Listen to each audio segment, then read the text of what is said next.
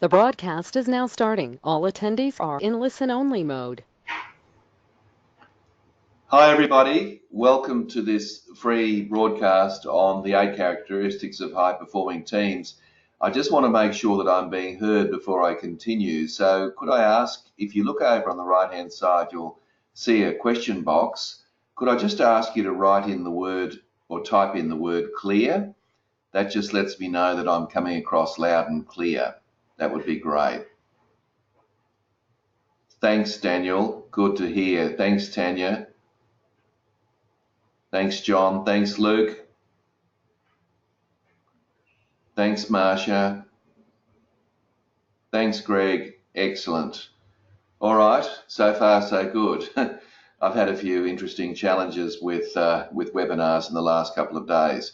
Okay, I'll be sending you a copy of the slides at the end of this presentation, and if you've got any questions, bearing in mind it's only 30 minutes, if you've got any questions, then you go to that question box and just type in your question. I will be the only one that gets to see that, and of course I'll respond to it as soon as I see it. So in other words, no one else will get to see that except me, and then of course I'll address it. All right, so short, sharp, and to the point. Now, I'm very excited to say I have a 9th book coming out early next year. We're still working with the title, but Wiley's are going to publish my book, and basically it's going to be on these 8 characteristics of high-performing teams.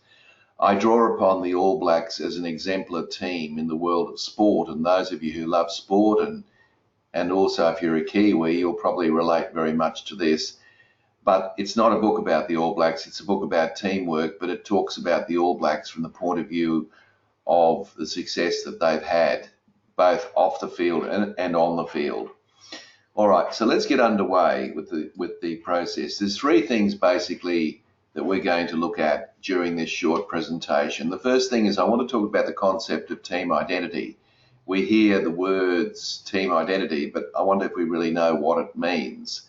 So let's actually have a look at what we mean by that.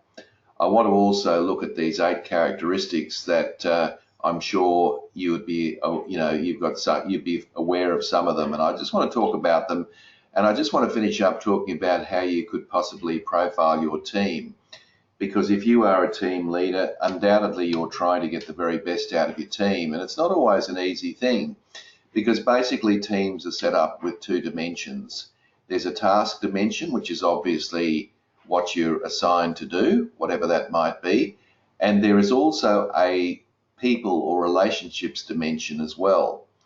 And as we know, it's the people or relationships dimension that gives us the greatest grief in the end. It's not the task. And of course, if we don't get the people part right, then the task obviously suffers as a result of that. However, we spend a lot of our time on the task, very little on the relationship. So I'm hoping I can remedy that with this book. So you can profile your team around these 8 characteristics that I'm going to talk about shortly. All right, so what I'm going to show you on your screen right now is I want to just define what I mean by team identity. Now, team identity is actually the identity that the team has. It's kind of like a mirror image of its own self. And so there are 3 key points or 3 key dimensions of team identity that are critically important. And I've called them all starting with B so that they rhyme. But I just wanted to run through that with you and give you an idea what those identities would be. So buffering, any team that's successful, I have found, is very good at buffering. Now, buffering is the concept of making sure that people outside the team don't negatively influence the team. So this might be people trying to sabotage the team, take its resources, get involved, change its agenda, change its priorities. Any team that's high performing has to have some function of buffering, that is to stop some of these outside influences from affecting the team. Because if they don't do that, of course, the team can become cannibalized by outside influences.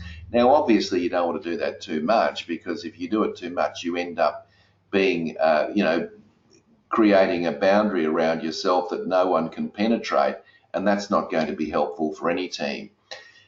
But that's where the second one comes in at the bottom, bridging. Now, bridging is an approach where the team reaches out to its stakeholders and the key players that will help the team achieve its success. So this is a balance between buffering and bridging. So if teams don't have good relationships, working relationships with their stakeholders, then obviously they're not going to be able to achieve what they need to achieve. Many of these stakeholders might be government instrumentalities, they might be other teams in the organisation, they could even be the team leader's boss. These are all stakeholders that are critically important to the team's success. So there needs to be a fair degree of reaching out to others to make that happen. And then the third dimension here is building. So buffering is an external focus. Buffering is an external focus. Bridging is an external focus as well. And building is actually an internal focus. This is about building a sustainable culture within the team, such as the All Blacks, that will allow this team to be able to maintain its efficiency and effective over the long term. So those three concepts are critically important, and a team leader has to address each of those in order to create a high-performing team and ultimately a robust team identity. So let's move on and build this up a little further. Now this next slide that I'm going to put up very shortly, there it is. You can see on the inside I've just covered buffering, bridging and building. So I've talked about those three concepts. Now the question then is, how do these dimensions occur? Now what you see on the outside are the 8 characteristics of high-performing teams. And you'll also notice that those characteristics are very much grouped around buffering, bridging and building. So you can see that there are 3 buffering characteristics, 2 building characteristics and 3 bridging characteristics. So these all serve the function of each of those 3 dimensions of team identity. So just very briefly, and I mean some of these of course are self-explanatory, so you would understand them perfectly. So building trust. Now, any team that doesn't have a high trust level between their team members and between the team leader and the team members is obviously going to be in some strife. So obviously building trust is critically important. And one of the things that the All Blacks do there is they have, when they review their performance and look at the videotape of how they performed, they're quite open and honest and authentic about their feedback to each other. They're encouraged to do so, and that's critically important to their success, and that builds a level of trust up. Of course, it's done the right way. Sharing leadership is a concept where the team leader doesn't make all the decisions, but ultimately what they do is they share the baton of leadership if and when it's required. And again, an exemplar of the All Blacks, as they lead up to a game, the coach tends to just ease back on their own authority on the team, and ultimately by game day, the All Blacks, that is the players themselves, are actually running the show. Being agile is critically important, of course, and it's a bit of a buzzword, agile, isn't it? But ultimately, any high-performing team has to be able to maneuver and change according to the external environment that it's facing at the time. And of course, if it can't do that, it's in strife. So all of those 3 things lead to the concept of buffering. So if we go down to the bottom of the page there, in terms of bridging, there are 2 key things a high-performing team needs to do. One is to create a clear purpose. Now, of course, if it's sport and say rugby or the All Blacks or whoever, it's pretty obvious what the goal is, and that is, of course, to win the game or the tournament. In the world of work and business, and you know, whether it's the public sector, private sector or not-for-profit, that goal is not quite so simple. You know, there are a whole lot of moving parts to determine what that is. But obviously, if everyone on the team isn't absolutely crystal clear about the purpose of the team, it's likely to impact significantly on its ability to achieve. And the other concept, of course, around bridging, knowing it's an external focus, is around managing stakeholders. The critically important relationships with stakeholders will allow the team to do what it needs to do and to be able to marshal the resources it needs in order to get things done. And of course, again, the All Blacks are very, they in many respects manage that themselves rather than leave that to an external agency to do. So they work out who goes to what, what functions, and they will match people according to that kind of thing, which is an example of managing stakeholders. So at this stage, if there's any questions, by all means type them in, or any comments or any observations, go for your life. And what I want to do now is just talk about the last 3 characteristics of the 8, and these are around the building. These are around the building dimension. So if we're trying to build a robust internal culture in a team, there are a couple of things we need to do. One of the things we need to do is to improve our systems.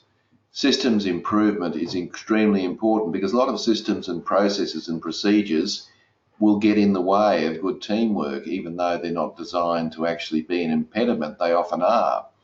Of course, there are some systems and processes, and I note that some of you are from the public sector. I'd probably acknowledge that there are a lot of systems that are imposed on the team that you may not be able to do anything about. I think you just have to wear those. You can't do anything about it. So I think the key is just to make them work for you as effectively as you can. But within the realm of the team itself, there are systems and processes that you use. Perhaps the way you communicate, perhaps the way you hold your meetings, perhaps the way you conduct your meetings, perhaps the way you do the work that you do. These are all systemized, and of course, reviewing those systems and making sure they work for you is extremely important. And the All Blacks, of course, do that on a regular basis. And I read an interesting article that in New Zealand, when you learn to play rugby, it's very much a skill-based approach from the very early ages, so that by the time someone gets to a senior level, they have got good skills in tackling, kicking, passing, and so forth. And so then, there's a good foundation to move on from there. So those systems very much cater for that. The other 2 are utilising diversity. And of course, all teams, or most teams these days, have got diversity. If it's not ethnic diversity or even diversity of gender, it's probably diversity of thinking. And so you might want to consider that people obviously think differently. Some people are blue sky thinkers, some people are detail people, some people are extroverts, some people are introvert. And a team is probably made up of all of those differences. And the critical thing that a team needs to do, of course, is to utilise or harness that diversity to the best of their ability. And of course, the complexion of the All Blacks has changed over the years now, where there are numbers of players that play or are selected from other countries who have established themselves in New Zealand. So they've managed that diversity very, very well. But I'd ask you to think about that from a team point of view. You actually want diversity in your team, and you want to be able to exercise and marshal that as much as you possibly can. And the final characteristic of any high-performing team, in my experience, is learning to learn continuously. This is a process of never-ending learning, always upgrading, always thinking, always trying to improve, always striving to be the best.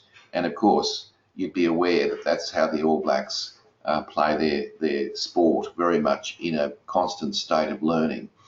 And of course, any good team should be that way, because otherwise what happens is you get stale and you get complacent and set in your own processes and ways, when what we really should be doing is moving forward at a great rate of knots.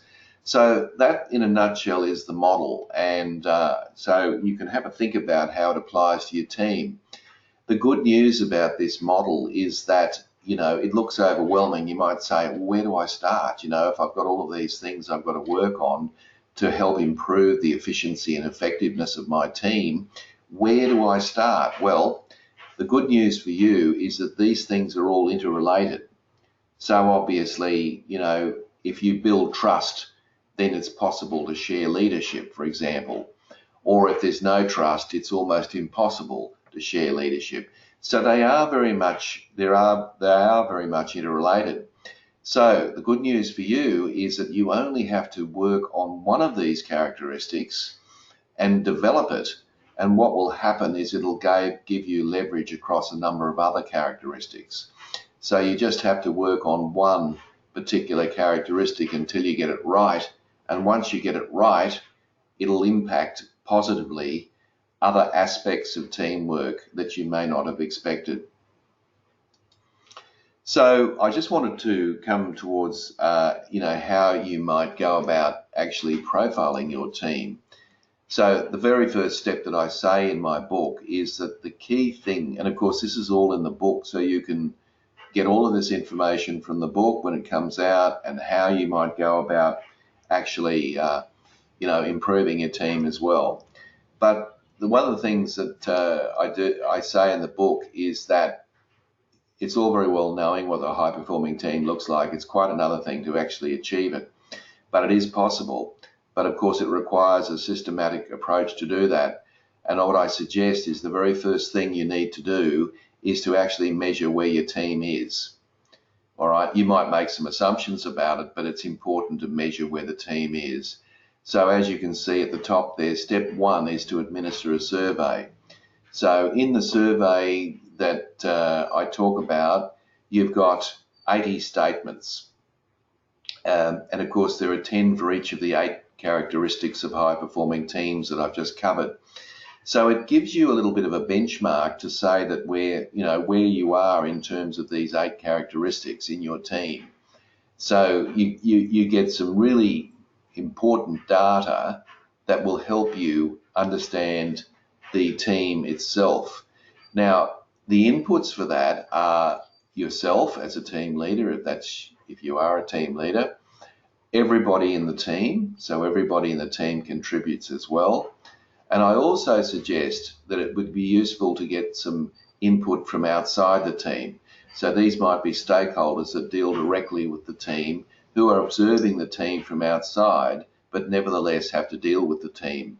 And so we get those 3 inputs into the mix. So basically what we're doing is creating a 360-degree view of the team. So once we've done that, the stage 2, as you can see there on your screen, is actually to generate a team report.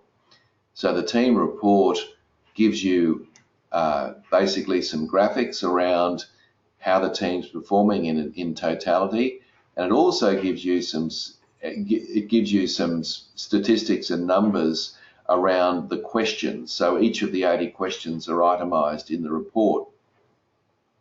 So it'll be very obvious for you to be able to look at that report and determine what needs to happen or what needs to be done in relation to the team to move the team on from where it is to where you want it to be.